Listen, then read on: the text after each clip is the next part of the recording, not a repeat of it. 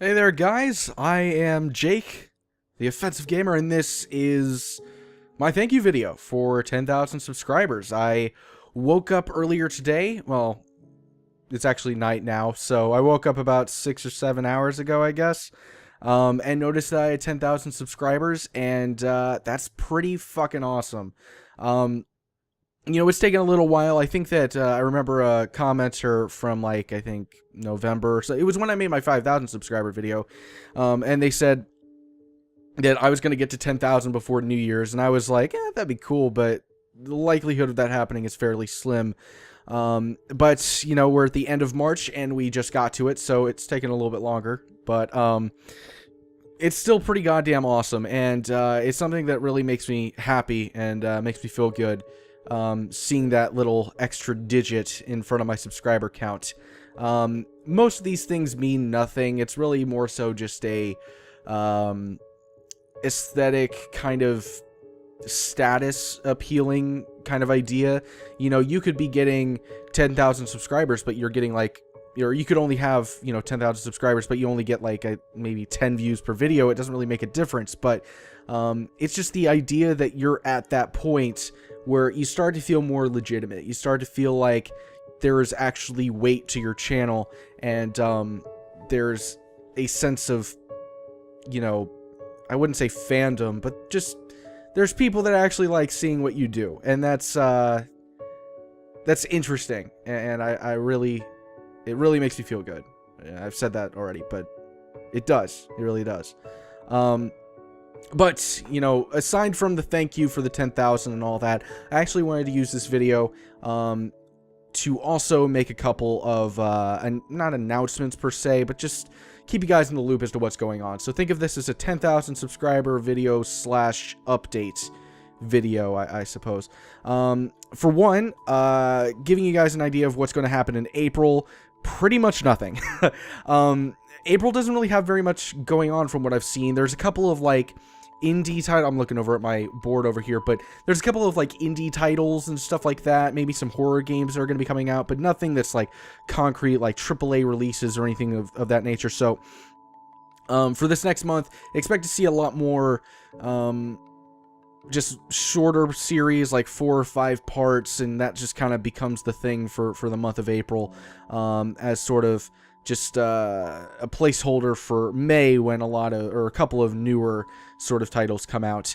That having been said, I haven't really done this kind of thing in a while. It's been, it's probably hasn't happened since the beginning of, like, October or so. I haven't really done very many one-off indie horror games or anything like that. So, people who are new to the channel, you can expect to see that. And if you're curious about other games I've done of that nature, I actually have a playlist specifically for that on the front of the channel. It's in the horror games section, called Short Indie Games. I've only done like 5.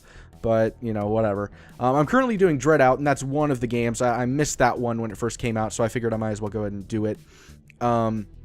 But yeah, so that's pretty much what's going to happen for April. Not a lot of big things, just some smaller ones that might be entertaining for you guys. Second is, to go with the 10,000 subscribers, I decided to go ahead and give myself some sort of a celebratory purchase for doing so. So, we have a new microphone.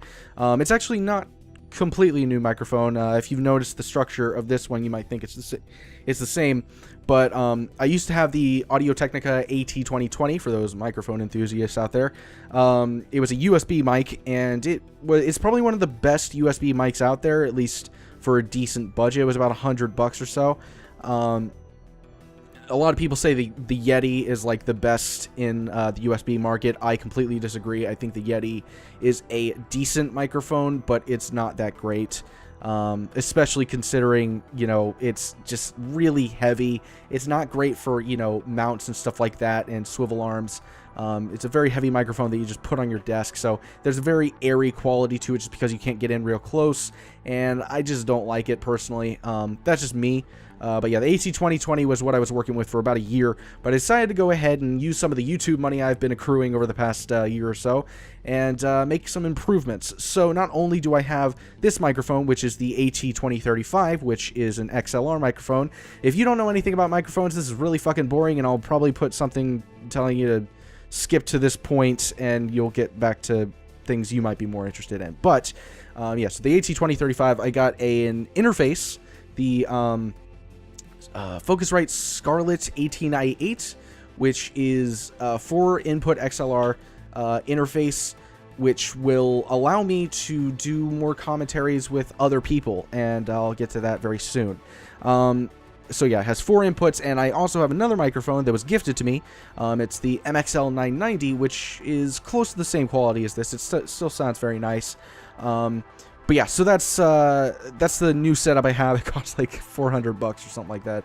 But it's worth it because it provides a new avenue for me to go down when it comes to recording and things of that nature.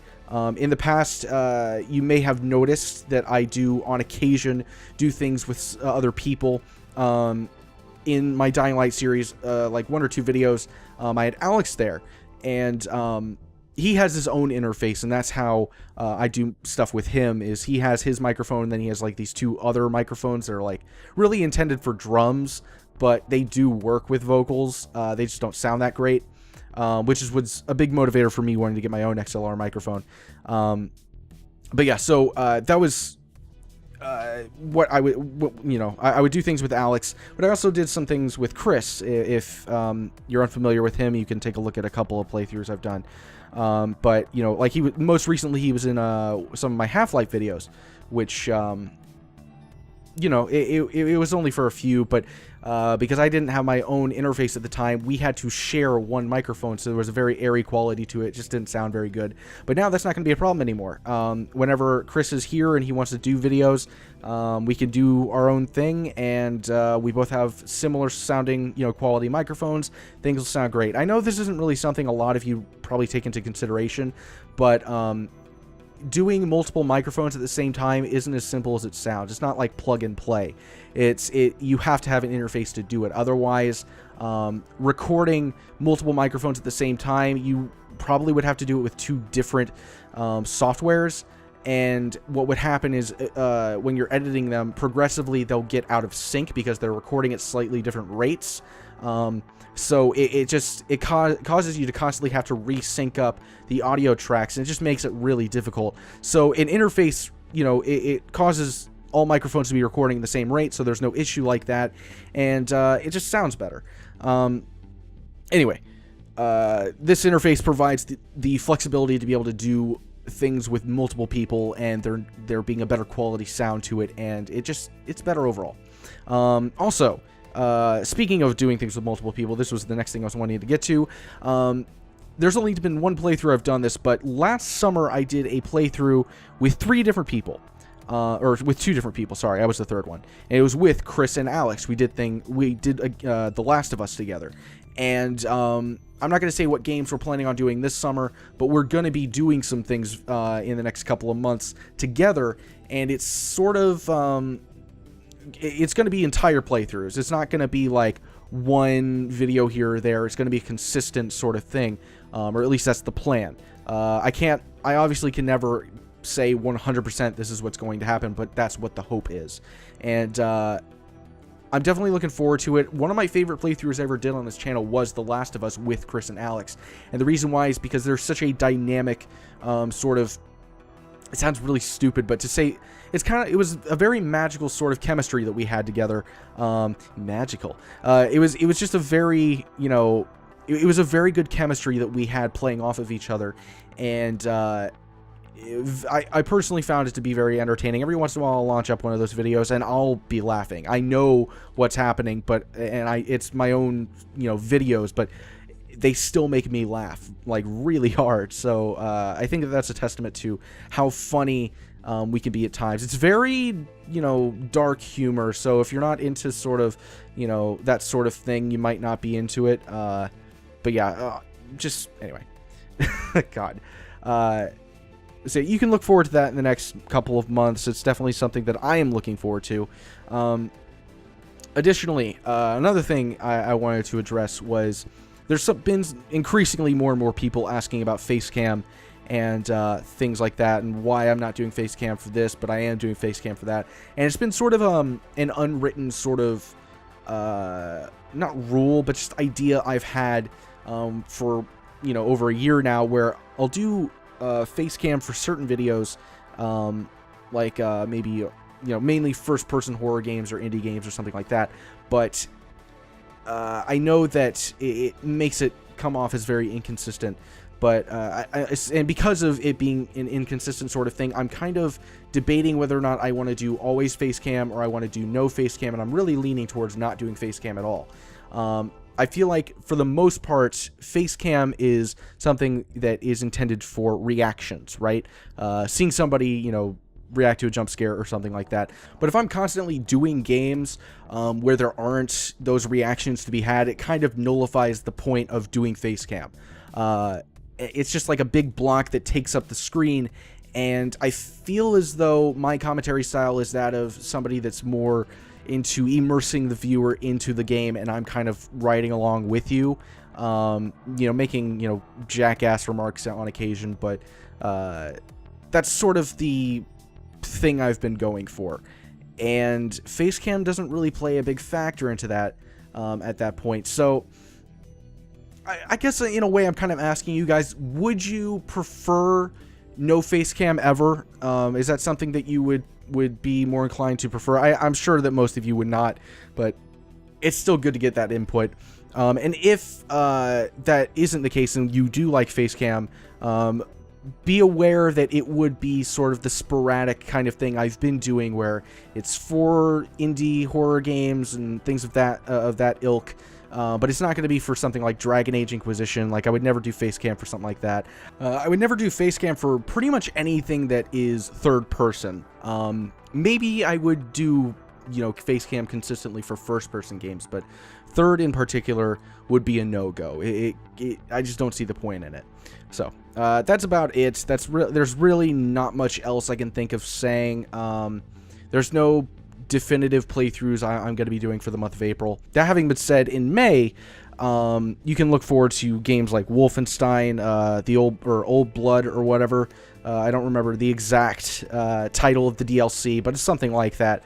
And I really liked doing a playthrough of the original Wolfenstein: The New Order, which, by the way, featured Alex and Chris at separate times. But I really enjoyed doing that playthrough. I know that it wasn't exactly popular among newcomers. A lot of people didn't really love it. There were some people that just, I guess they didn't like the humor and the style, and my channel's kind of changed since doing playthroughs such as that. Anything before probably, I'd say, September, you're going to see a different style to my channel and a different aspect to it.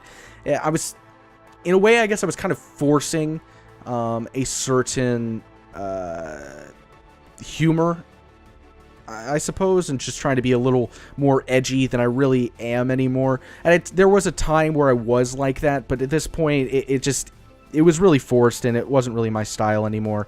So that might make you cringe a little bit, and I apologize if so. But that's just, it was like a year ago, so you gotta understand that much. That's about it. I'm kind of just searching for things to say at this point. Once again, thanks for the 10,000. Fantastic. That's awesome.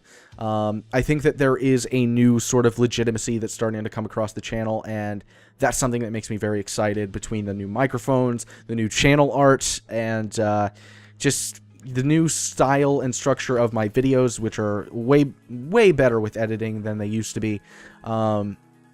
It makes me excited to see what can eventually happen and see what happens this year. Oh, one more thing, actually. I wanted to address this because it's not something that's going to happen now, but it's going to be something that happens later in the year, and I want it to be understood because it is important.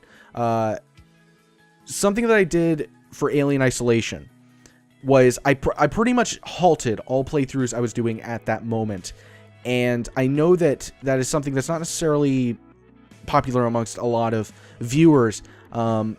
But I still am going to be doing that on occasion, very rarely, honestly, but it's something that's still going to happen, and I've kind of wrestled with this idea for a while, but I've come to the conclusion that almost always I'm going to be doing multiple playthroughs at a time for anybody who might not be interested in this game, but they might be more interested in this one.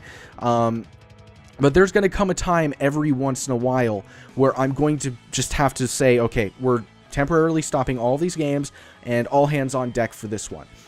Perfect example of this for this year would be Soma. And if you're unfamiliar with that game, it's the newest release that will be released by Frictional Games, who were the developers of Amnesia the Dark Descent, and less popularly Penumbra, the Penumbra series.